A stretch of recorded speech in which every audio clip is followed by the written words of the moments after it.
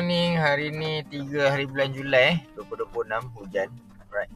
So hari ni pagi kita ada trip hantar kacang soya. Ni rutin bulanan lah. 1 bulan 2 kali.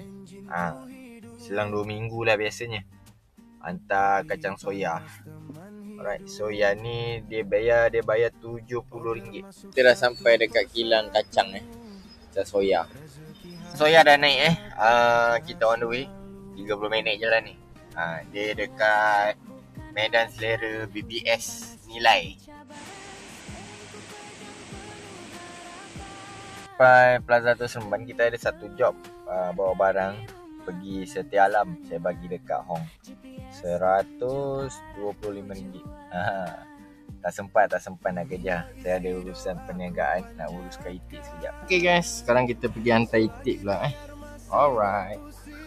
Siapa-siapa nak itik boleh roger saya. Alright. Itik kita dah hantar dah. Tapi hari ni macam malas nak kayuh dari KL. Okay. So kita balik Seremban dulu. Kita cari job kat Seremban lah kalau ada. Lepak-lepak kan. Ada job kita slide. Kalau tak ada, habis macam tu je lah hari ni. Alright. Hari ni kita sibuk sikit. Hari tadi puasa itik semua kan. So ni pun baru lepas hantar itik. Kita tengok lah kalau dapat lagi 1-2 job. Okay lah hari ni. Alright.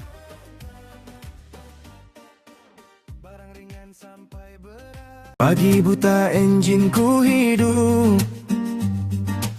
api panas teman hidup.